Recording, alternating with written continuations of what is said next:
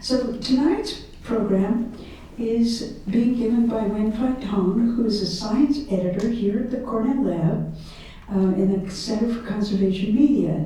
She has studied birds, guided tours, wrangled undergraduates, moved cattle, and hunted the grasslands of Montana and sub-Saharan Africa. And two of her books were for sale and signing out at Wild Birds Unlimited tonight. We couldn't get rid of them, so they're 25% off. And she's working on her third book about deep history between humans and grasslands. And I enjoyed talking to her over dinner because we share a lot in our academic genealogies, separated by time, but similar, and we coincided in a lot of places. So Wenfei, let me see if we can get it.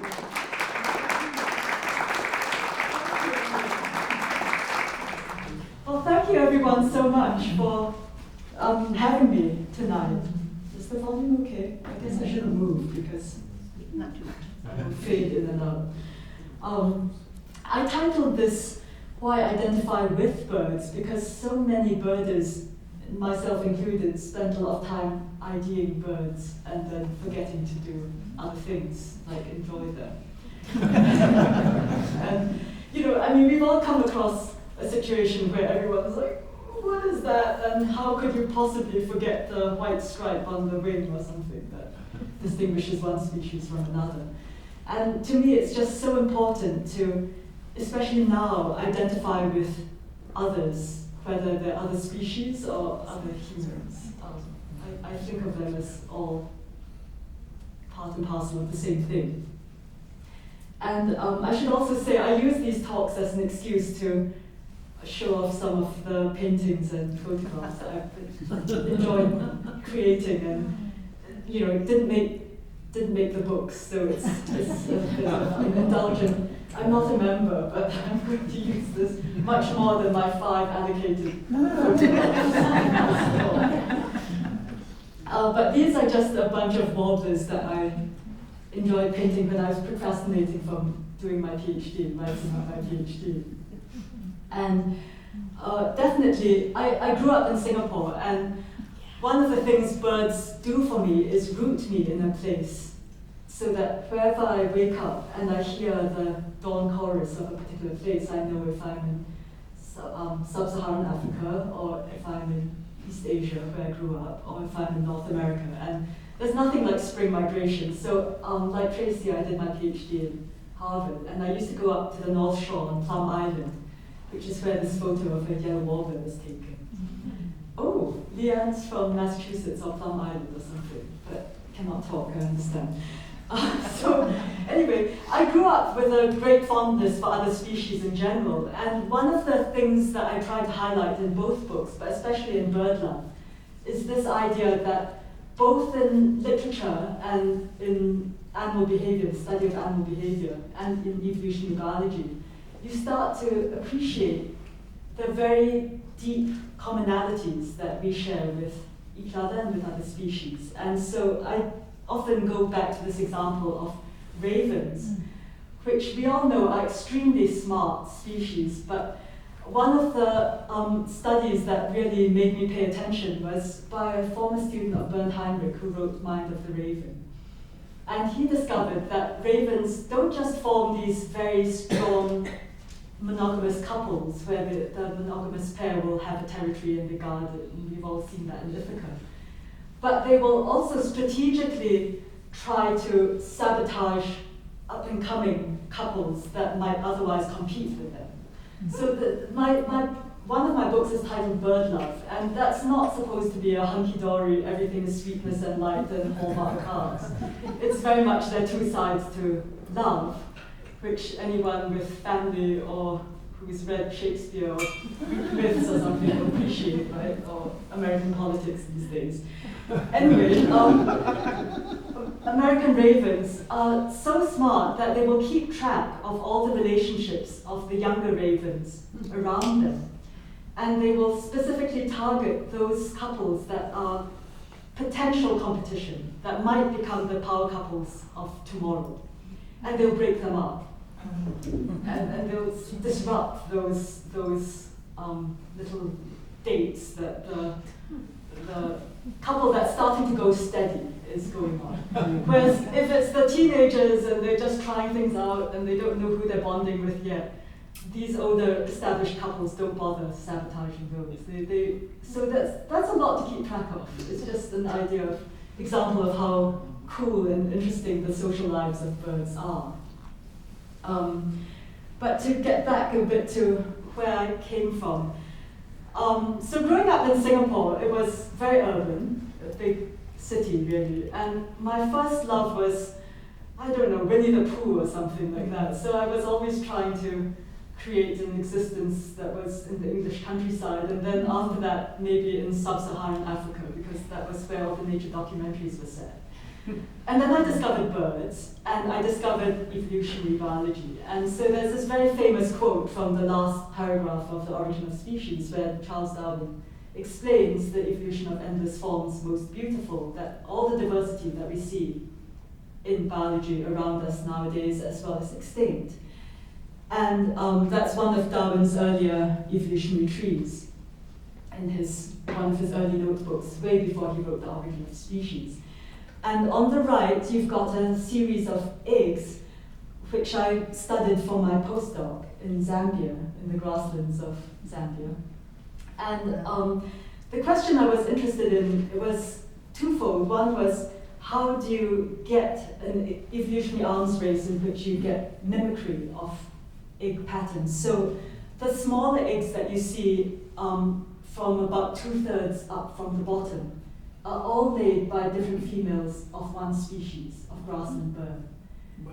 And so the evolutionary question is sort of why that amount of diversity? And then I was also trying to answer a more mechanistic question of how do different females lay differently colored and patterned eggs. So both the how and the why. The why tends to interest me more because of the evolutionary biology background, but I know Tracy has differences, so we will take that offline. Anyway, this is a story that I would love to talk to any of you about, but that's what I was messing around doing. And this is just an example of the everyday field work I got to do, where this is a nest of one of the birds that was laying some of those eggs. It's a Zittingstickler nest, little brown bird. And on the left-hand, wait, I'm really bad with, okay, on the side nearer me is a side view of this nest. And you can see it's really hard to tell it apart from the grass around it. And then on the other side is an aerial view of the same nest. And it's been stitched together from the inside, stuck together with spider's webs. And it's just this growing structure made from growing grass. Really hard to tell apart. And the local children would call it bottle, because it looked like a Coke bottle or a soda bottle from the shape. So really hard to find these, but we would look for them and look at the eggs and measure them and take DNA samples and all the rest of it. And then many years later, I reproduced myself, and I got to appreciate the endless forms most beautiful in the dinosaur sense, in the extinct dinosaur sense, not the extant dinosaur sense. And I knew, so the top part is my effort to teach my son the backyard birds, but the bottom was my cheat sheet for the dinosaurs, the extinct dinosaurs, because I couldn't tell them apart. But yeah, it's been a lot of fun doodling with him. And so, oh yes, and then my mom found this old picture drawn by me in kindergarten. So the birds and the whatnot, I think those are supposed to be ants, which is taxonomically wrong, I guess. Because the Chinese is saying bird eats worms. So I couldn't draw worms, apparently. But one of the themes I try to bring out in both books is this deeply shared kinship with birds and other species. And I guess Tracy will appreciate this because I didn't have any photographs. It's customary to thank a lot of people at the end of your PhD dissertation defense talk. with photographs. And I realized I hadn't taken photographs. I spent all my time taking photographs of landscapes and other species, and I had 0 photographs of the people. So as another procrastination exercise, I drew the people I wanted to thank as animals that I associated them with. And this is a fun one because Tracy knows the dolphin. He was an ichthyology professor, but he was very playful, that's why and smart, so that's why he was a dolphin. Rosemary and Peter refers to Peter and Rosemary Grant, whom, if anyone's read The Beak of the Finch, or is going to the Galapagos, or has been to the Galapagos, you'll know that they're the couple that were among the first to demonstrate natural selection in action with the bill size and shape of Darwin's finches, and the effects of the El Nino on that. But they're depicted as 2 blue-footed boobies because they have a very funny story of a tour boat going past while they were banding their birds, and they heard this announcer say, "Oh, and over there you can see 2 blue-footed boobies." And the Grants was like, "Oh, where?" They started looking around, and after a while they realized they were being mistaken for blue-footed boobies on Daphne Major, on this little coral atoll that they do their research on. And yeah, it's a fascinating story. Who else? Anyway, various advisors and mentors and wise people. And on the other side is just a nod to, I tend to do birthday cards. So my son is named Martin after the birds, and that's a helmet he had to wear for when he was little. So he used to like to tell people when he was about 2, and they asked him his name, he would say Martin, but they couldn't quite understand him. So he would say, "Martin, like Purple Martin." I still wouldn't understand him. And because he had a helmet, I drew a thank you card for his orthotist. And Puerto Rican toadies are one of the examples of cooperative breeders, where it takes a whole group of birds, not just one parent or a pair, but a whole group to raise the kids. So it takes a village. I thought I would just go through a few anecdotes that are in a couple of the books. And so bird love really steps through different phases of bird family life.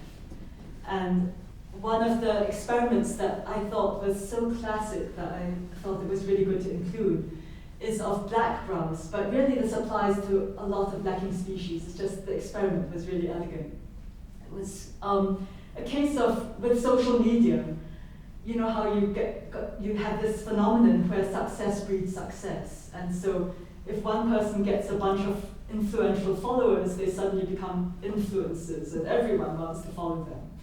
It turns out that with a lacking breeding system like the cock of the rocks that you just saw, or like a lot of the chicken species, or like birds of paradise, where you have a winner-takes-all situation. So you have a very, very flashy, typically male, who's got ornaments and dances and different things to show off.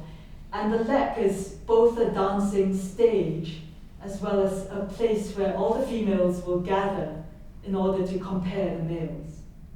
And only 1 or 2 males will get majority of the females, get to mate with the majority of the females. So the question is, how are the females choosing? And what is it that they're using to make their decision? And in this case of the black grouse, the researchers put a few stuffed females around a male that wasn't initially that interesting or attractive. He didn't have a lot of followers. And they created a heartthrob because all the other females around were like, okay, wait, that guy must be hot stuff because he's got a couple of people interested. And then, more and more people gathered around him, birds. And eventually he became the one of the starring males. So it's an interesting rule of thumb, which, as far as I can tell from social media, I don't really use social media much, but it seems to have the same effect on us psychologically. I think we tend to employ the same rule of thumb when we're not thinking very hard. I also don't want to suggest that most birds do have this very skewed reproductive system. So on the other side of the spectrum, you've got very much more of a mutual mate choice situation with things like barn swallows. They will have extra pair copulations or affairs, as you might put it.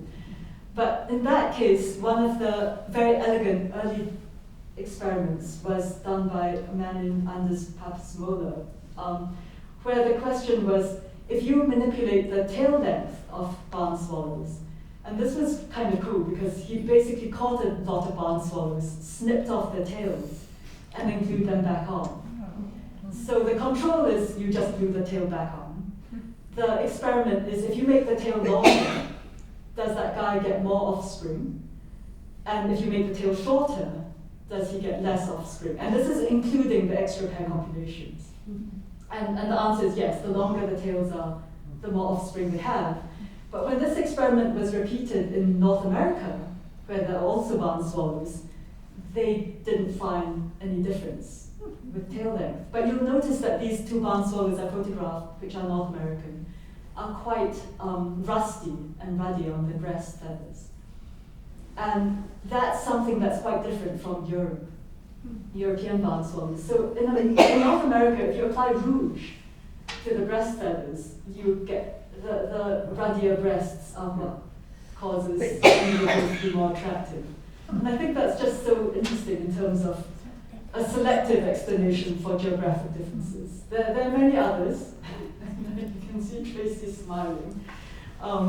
But yeah, in terms of a natural or sexual selection advantage, this is basically a fashion that's creating a physical difference across bird populations within a species. There are also other ways of getting a mate. So this is just, a weaver bird that's got to weave an appropriate, satisfactory nest for females before they'll decide to choose them as a mate. And in a lot of weaver bird species, if the nest is unsatisfactory, the female will dismantle it and start all over again. And this is just a dusty grass that was very amped up on hormones and attacking us on the bison range in Montana. You've also got other extremes of very, very long-term pair-bonded species like great hornbills, or any hornbill really, where the female will help seal herself up in a tree hollow and basically pluck out all her flight feathers so that she's really dependent on the male for a while. And Conservation Media, the group that I work for here at the lab, has made recently, we've just made a film about hornbills. I say we in the royal sense, not myself, my colleagues. Because hornbills are still very much hunted for their casks. And the habitat destruction in Southeast Asia is just not pretty news. So it's tough if you have such long generation times and the whole family is relying on one individual to bring back food until the female's flight feathers grow back and until the chick's flight feathers grow. If the male is taken out because someone wanted his calves for ivory, the whole family is gone.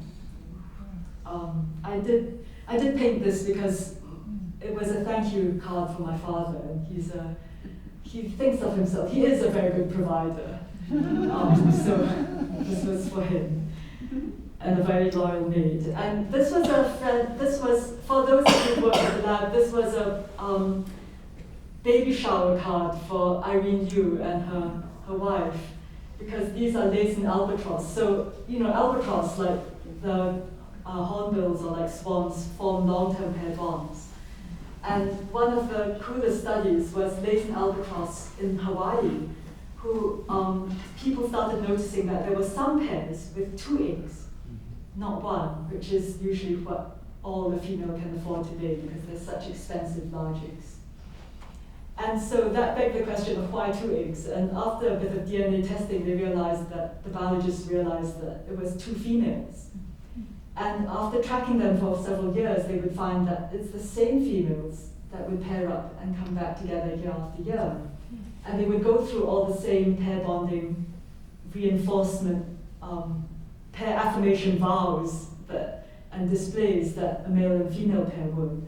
The only downside to this dual female partnership is the two females couldn't successfully raise 2 eggs or chicks in a year, so someone would have to give up a chick that year. But for all other intents and purposes, it was a very functional pair for raising offspring.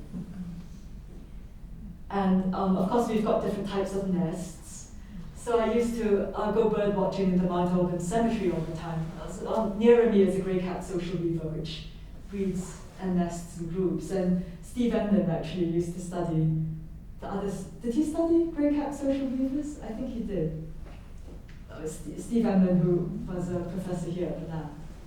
And the American robin is just taking away the diapers, the dirty diapers. So it's a little fecal sac that the chicks tend to extrude, and the parents will carry it off to keep the nest clean. That was a robin that I was taking photos of in the Mount Auburn Cemetery when I was at Cambridge, Massachusetts. It's another great place to go bird watching if you're ever in Cambridge, Massachusetts. And oh yes, one of the examples I quite enjoyed was burrowing owls. This is a mystery, largely, not well tested, but burrowing owls like to scatter the holes near their burrows, the outsides, with things like a lot of cow dung or buffalo dung. Not entirely clear why. It might be because of the scent, it might be because it attracts insects, which they like to eat, but it's not a well-tested, it's one of those examples where you can come up with a lot of hypotheses, but exactly how to test it is tricky. And some other birds will decorate their nests with cigarette butts and all sorts of bizarre things, and it's also a bit of a mystery why they do that. But then there's also the question of, another way of putting it is the battle of the sexes, or who gets left holding the offspring. And one of my favorite examples is from different sorts of shorebirds. So it turns out that shorebirds are among the most varied in terms of which parent takes care of the offspring and which combination, and how flexible they are about this. One reason is because shorebirds have relatively precocial, independent offspring compared to things like robins, where the chicks are born, really hatched, really naked, and they can't regulate their temperature, they need a lot of care.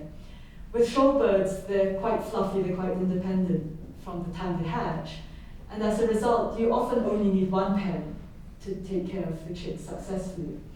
And so there's a game theoretic situation that often happens, where even within one species of plover, in some populations, you have an excess of males and fewer females, in which case, if you were a female, it would be much easier for you to find a new mate than if you were a male, because there's all these extra males running around. In those cases, it's the males who get left holding the chicks and having to take care of the chicks. And in populations where it's the opposite, where there are more females, then the males are the ones that have to get to pick and choose. Also, there's a lot of sibling rivalry and conflict within the family. And you've probably all seen images of, especially great egrets, I think, where there's obligates to the side. So there's twins and only one survives, because they typically have this Cain and Abel situation.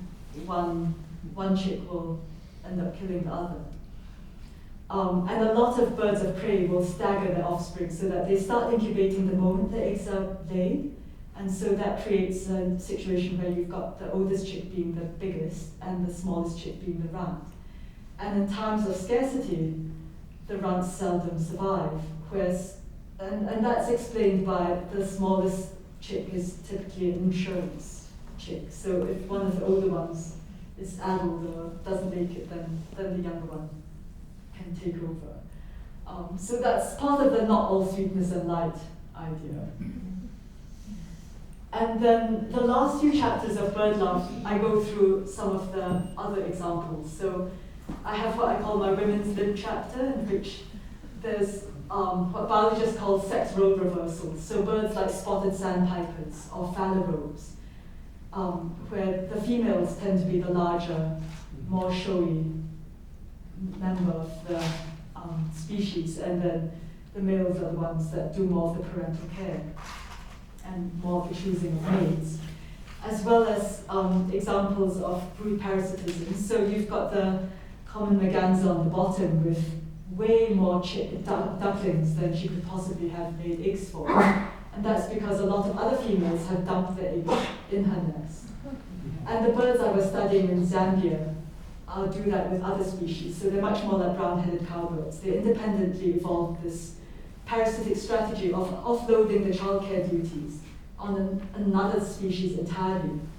And those species, like cuckoos, common cuckoos, or brown-headed cowbirds, they've just lost the ability to make nests at all and incubate eggs. And the only thing they're really good at is keeping track of the different host species, which stage of laying they're at, and how to insert the egg really fast into this other species' nest and sort of dupe it, including with egg mimicry, to raising the chicks for them. And then where it gets really interesting is something like acorn woodpeckers, where they breed in groups, they share a nest hole, and they share a granary. A group will share a granary. And some individuals will be related to each other, and other individuals won't. And so you've got a situation where you've got both conflict and cooperation going on within the group. You've got to cooperate to some extent because you've got to collectively both store the acorns in your granary of trees and protect them from other groups. But you've also got a certain amount of competition, because if you've got too many eggs in the nest that everyone's incubating, taking turns incubating, some eggs are not going to be incubated as well as other eggs. And so in those situations, there's a lot of egg dumping. And if any of you go to Panama on that trip, I don't know if you'll see anis, but the anis are a species of cuckoo that they do raise their own eggs, but they're communal breeders, like the acorn woodpeckers. And there's a lot of egg dumping that goes on in ani groups as well.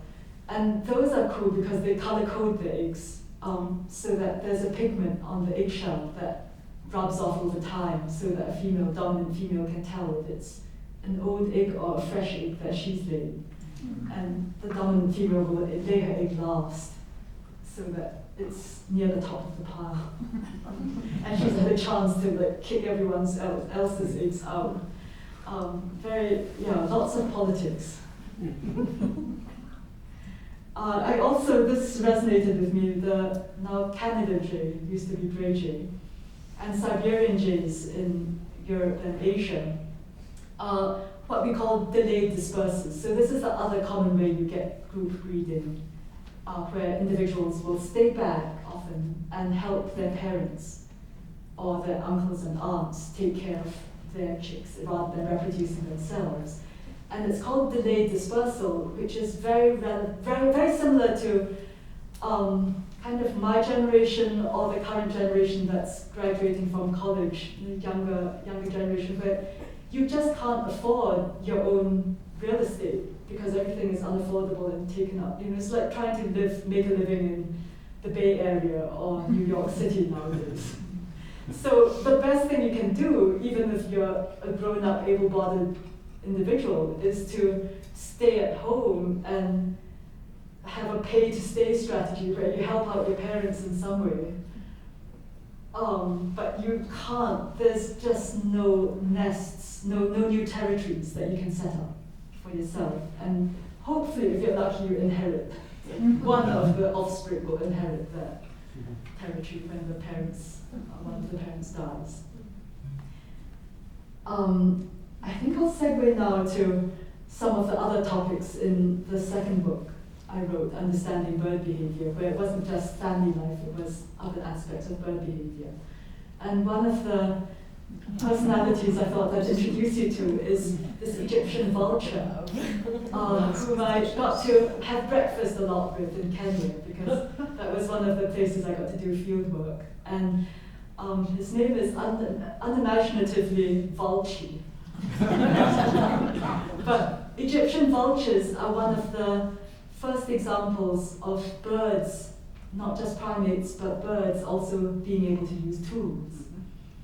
And I think vulture, because they lived a long time, was one of the key subjects in this paper that Jane Goodall, the late Jane Goodall, wrote, where basically Egyptian vultures in the wild will use rocks to break open ostrich eggs. If any of you have seen ostrich eggs, they're really quite tough, so not easy to break, and very delicious contents. But mostly we would share our porridge with vultures. Vulture had a lot of personality. And then this is just a completely different example of evolution and the reasons why birds would evolve different tastes in order to eat the food that they eat. It's also an interesting example of maybe convergent evolution. So on the side nearer me are sunbirds. Whereas everyone here probably knows the hummingbirds. So they're totally unrelated. Hummingbirds are most closely related to swifts, and sunbirds are really not closely related to hummingbirds at all. But they fill a very similar niche ecologically. They both really like nectar and pollinate a lot of flowers. So one of my friends in graduate school was asking the question, what do birds, since most birds don't actually eat a lot of nectar, do most birds taste sweetness? The answer is no.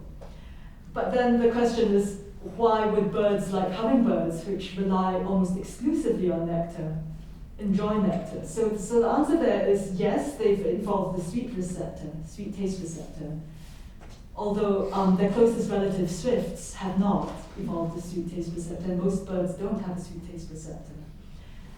But then the question is, how did the hummingbirds evolve this ability to taste sweetness?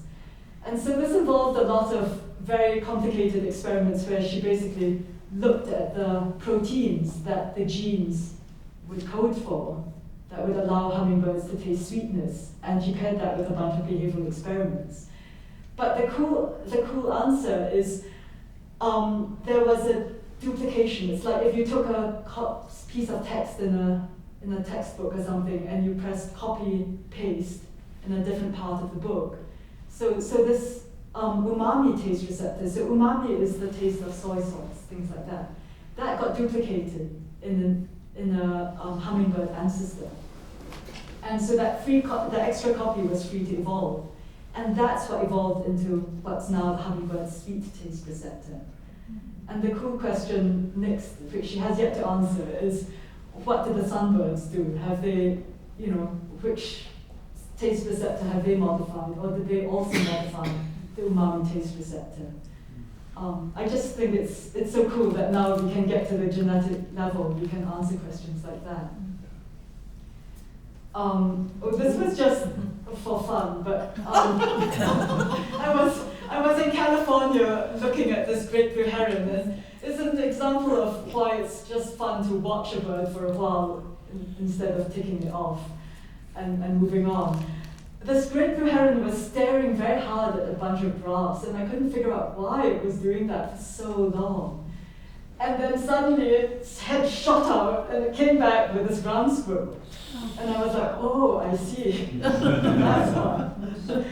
And then he proceeded to fly off and had to drown this ground squirrel. So this photo was, I have a different photo of the ground squirrel all fluffy, and now it's sodden post-drowning. And then I had a lot of trouble swallowing the ground squirrel, so it's like watching someone swallow a very large pill. Yeah.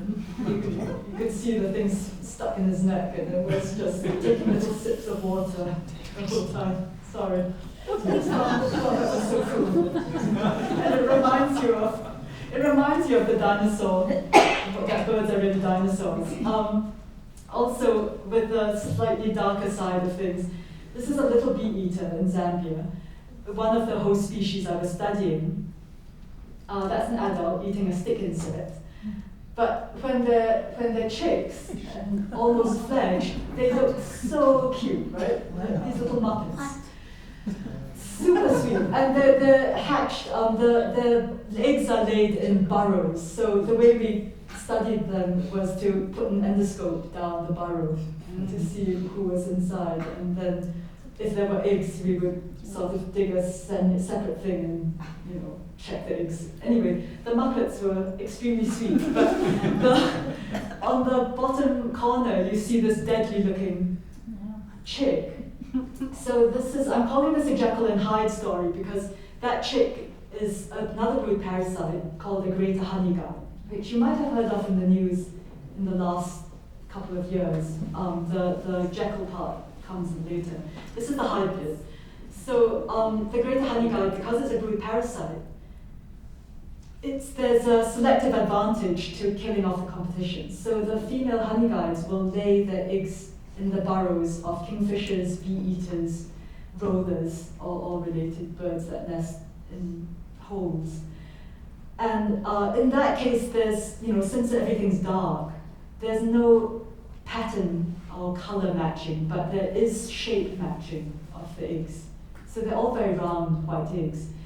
And there's this deadly beak hook, bill hook on the end of that newly hatched honey guide. You can see where this is going. So basically the Muppets don't make it. It will stab every single other chick in the burrow to death, including other honey guide chicks if they hatched as well. Because sometimes different female honey guides will lay in the same burrow.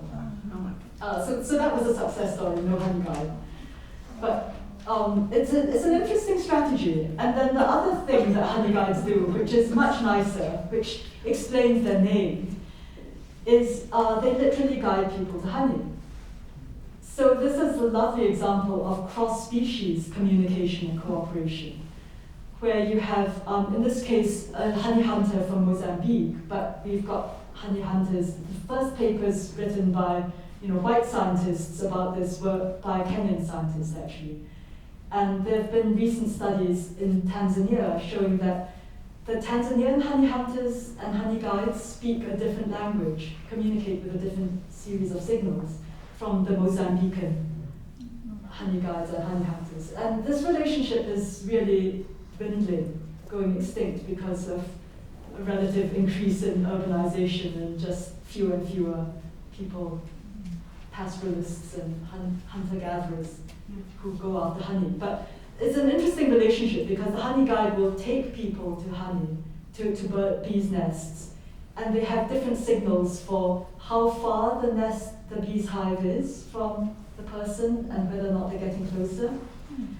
And they come and signal to the human or the honey badger, that I found a beehive, come. And what's in it for the honey guide is basically someone comes and takes the bees away, and the honey guide likes the wax, which raises a whole other question, which I never got to study, but I was curious about the bacteria that might be inside the honey guide's gut that would allow it to digest the wax. And then the honey badgers and the humans like the honey. We've got other examples of this convergence of just some form of a symbiotic relationship, sometimes both cooperative and maybe a bit not so nice. So examples like oxpeckers, red-billed oxpeckers, where they sometimes will help themselves to a blood meal in addition to, sorry, that's this slide, in addition to picking the ticks off the large ungulate that they're supposedly helping, because it should be nice, right, to take ticks away from someone. And then I think I've got a story in there about elk and magpies, where different personalities. So you've got to have a relatively shy, easygoing elk paired with a bold magpie for the magpie to have the guts to take the ticks off the elk. And if you've got the reverse relationship, the elk just doesn't want any birds on it, and the magpie is too retiring and timid to come and get ticks. If there's time, I'll just go into a bit of my current job. Is there time? So I'm sure you've all seen this paper from 2019 that came out of the lab with the 3 billion birds 3 billion fewer birds now in North America than 50 years ago. And that just illustrates the power of participation, the participatory science that everyone engages in whenever you submit a full eBird list. And this is a very common example, a mallard, that you would think is doing just fine, right? And all the red is where the trend signals the species is in decline in North America. And there's a lot of red for mallards. I had the opportunity to turn some of this data into a website that a colleague and I presented in Congress last year, I think, last summer. It seems like a long time ago. To introduce some of the evidence for a new act to protect grasslands that would be modeled after the North American Wetlands Conservation Act. So it was an idea like the duck stamps that was so successful to shunt money into voluntary conservation in grasslands, which turns out to be the most threatened biome in many parts of the world, including North America, and that's where the birds are in steepest decline. And so, yeah, a lot of my current job is trying to reconnect people in different places with other species, with nature. This is from one of my field sites in Kenya, and those are grey-capped social weavers again, and there's Mount Kenya in the background. But just reconnecting with those deep roots that we share with the rest of nature. And we try to do that a lot by listening to other people and building trust. This is a gratuitous photo of red junglefowl, because red junglefowl is probably, chickens are probably the only species that was domesticated in Southeast Asia. So red junglefowl are the original chicken. And they're all over Singapore, so that's my parents' backyard. And the other photos of my son in the botanic gardens in Singapore. You can get really close to these junglefowl.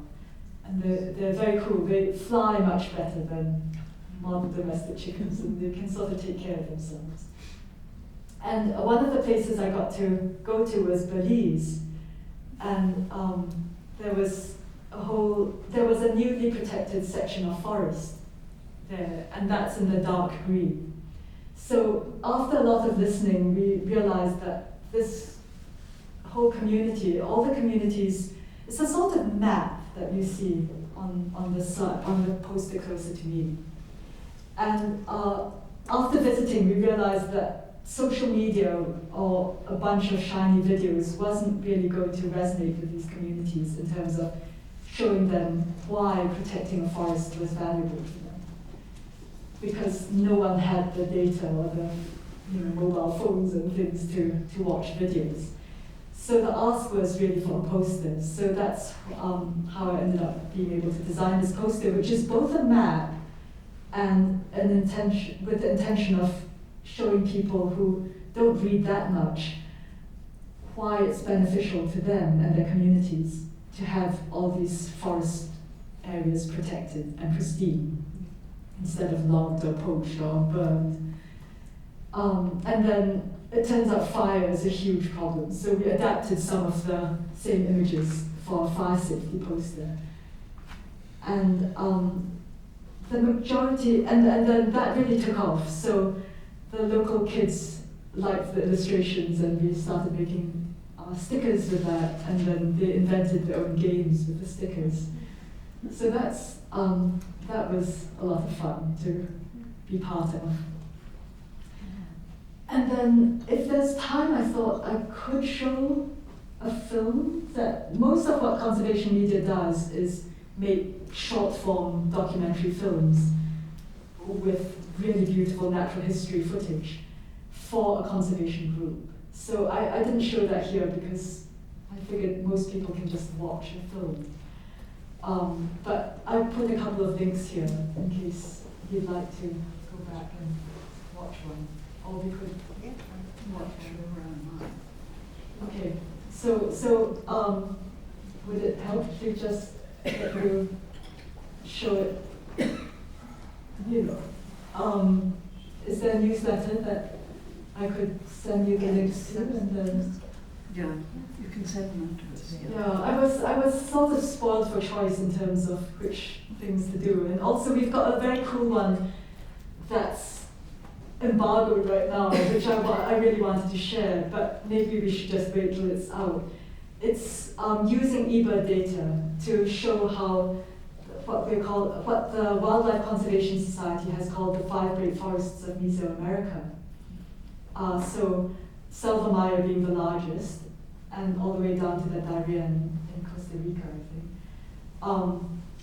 How those are sister landscapes to the warblers, the spring warblers that I showed you at the beginning of the talk. So the birds that we think of as coming home here to breed and that we look forward to seeing and hearing every spring spend more than half the time in Central America, often. And this paper that the film was showcasing used the eBird data to make that connection. And so this is sort of hot off the presses, and I'm not allowed to really widely share that yet. But I will definitely share the link once it's out. And then what I've got here is links to a couple of Grassland films. One that's about the general state and loss of grasslands in North America, the Great Plains, and then the second more focused on lesser prairie chickens. And I think the lesser prairie chicken one may be showing at the auditorium here soon. Actually, the sister landscapes one might show at the auditorium soon too. We try to rotate our films, but if any of you come to the visitor center, not the auditorium, the other one. What's the other room? The theater, thank you. You know, there's a theater that loops a bunch of films, and those are the conservation media films. Oh yes, and just before, sorry, I'm a bit discombobulated because we just got back from Japan 2 days ago. So I'm a bit hazy, but just before I left, I recorded a podcast with a new friend whom I met through Bird Love, the first book I wrote, because she suddenly, Briny Angel, she suddenly wrote to me out of the blue and said, hey, I got divorced and started dating again and thought it would be fun to approach birding with a biology lens. I'm not birding, dating with a biology lens. Freudian slip. And she picked up my book and she felt like it gave her perspective and a healthy sense of detachment. Anyway, I know, who knew, right? So I felt like there was this perfect pen pal connection that I made with a random person through my book. And I was in Singapore at the time, and she lives in Oregon, I think. So she wrote to me, and it turns out she's a freelance writer who writes about birds and birding culture. Also something I didn't know anything about. But she's so much better at pitching things than pitching everything than I am. So she pitched us to the American Birding Association, and we have a podcast that just came out called, and she just has an article coming out, or that just came out this month in Birdwatchers Digest. Yeah, and I also, right, and it's all about her her then suitor, now I think long-term monogamous mate, and how she found him. What's the podcast? Beg your pardon? What's the podcast? It's the American Birding Association. I think if you search American Birding Association, it'll be the first. It's the most recent. I haven't heard it, listened to it, but it's. And her article's coming out, or has come out this month. That might be behind the paywall. Yeah, and with that, I don't know if there are any questions. Or Are there any questions?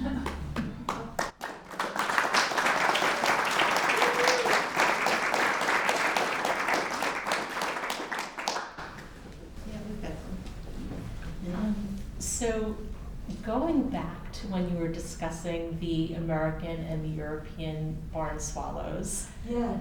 I was interested to know, and I don't know if it is known, is that purely biological evolution, that difference, or is it possible that there's like a social construct of beauty or desirability? Like, I'm just wondering why that happened, that they look at, different aspects of what's appealing in a mate.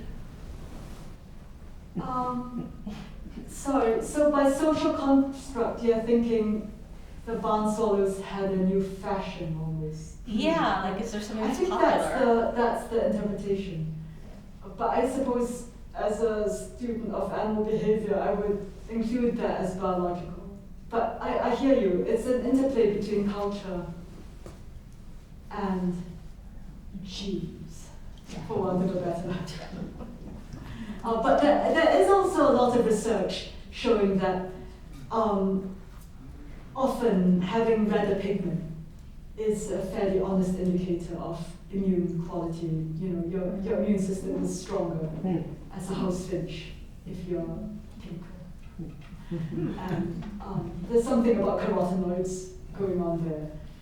There's also examples of pigment being much more probably almost like a chance linkage between the pigment and other signals of bird personality, for want of a better word.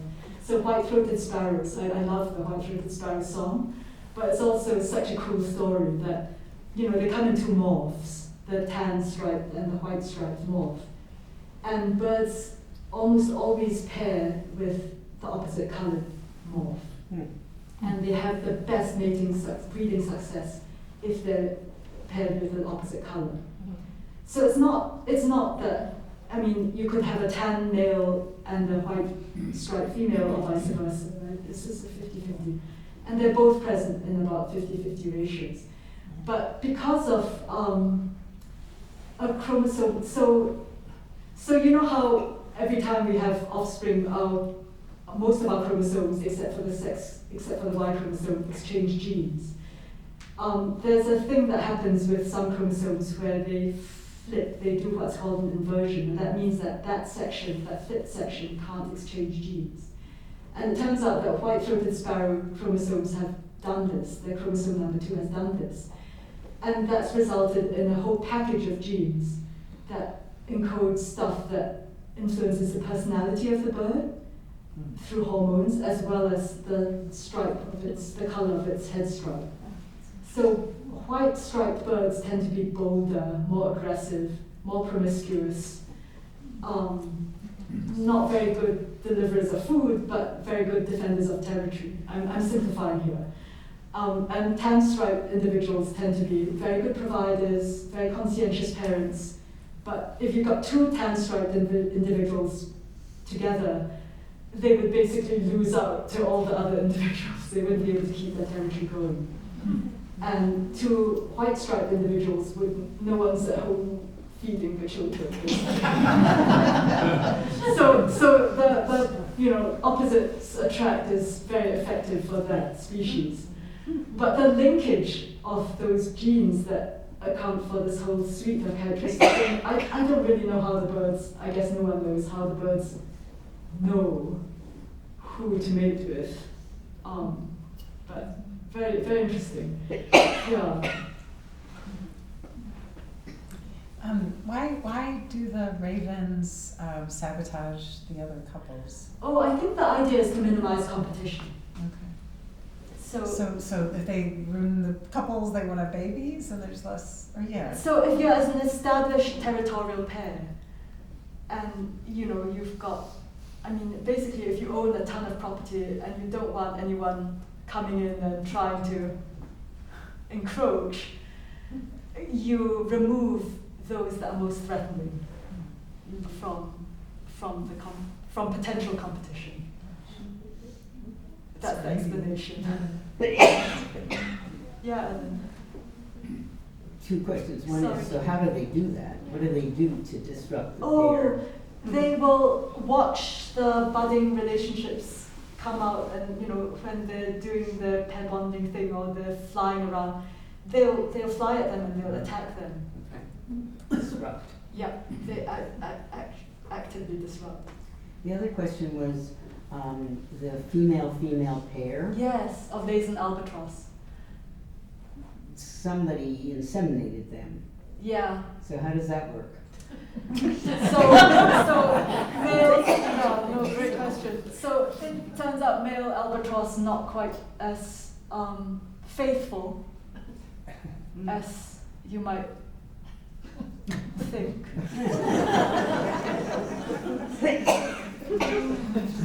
And also variation across species. It could be that some of them laid the egg. I wonder if they're like chickens, and sometimes one of them lays an egg anyway. I don't know. An egg that isn't fertile. Yeah, possible, right? Mm. I don't know though. Okay.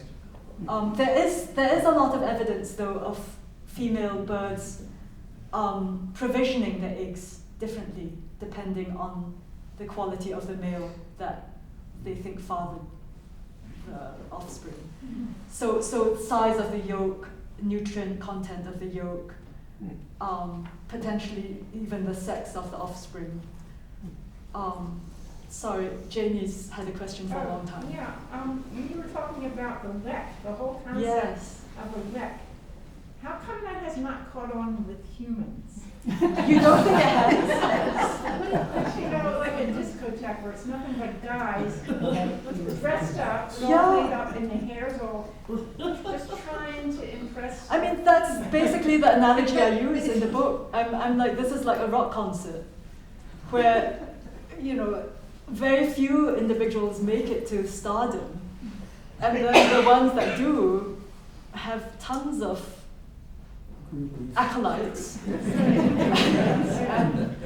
And everyone else's might as well be wallpaper. They never call the place a lek. I would love to see Oh, that it word. probably is not considered a very sexy term. I mean, you have to be a nerdy bird person to even know what the term means. And that's probably a turn on. They have garden work. I think we do get into that with the podcast, though. Yeah. Yes. Early on, you mentioned about the brown-headed cowbird and brood parasitism. Yes. And then you brought up something called egg mimicry. Yes. I thought Sorry. that was fascinating. I apologize, I didn't hear it. No, Anything no, said you for didn't. 2 minutes after that. That was me being coy or disorganized. Let me go to the top. So these eggs, basically. This is just a mouthful to explain. Oh no, how did I not?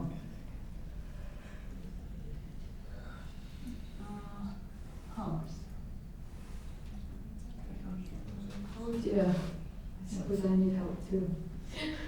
Oh, sorry, I may have gotten it. It's no bother.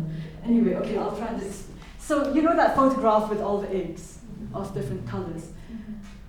That was an example where we had a brood parasite called the cuckoo finch, but it might as well be the brown-headed cowbird, I guess. And that bird will lay its eggs in a series of different host species nests. And you can imagine that early on in the brood parasitic relationship, like brown-headed cowbirds, there aren't that many, the hosts are pretty naive. It's like having a population of people newly encountering smallpox or some disease that they're just naive to. There are no defenses. But over time, because it's so costly to raise a brood parasite, you basically lose your own offspring, or your offspring are weaker because you've got to spend all this energy raising someone else's kid with whom you have no genetic ties. So there's strong selection for the host parent, for the foster parents, to tell the difference between a foreign egg and their own.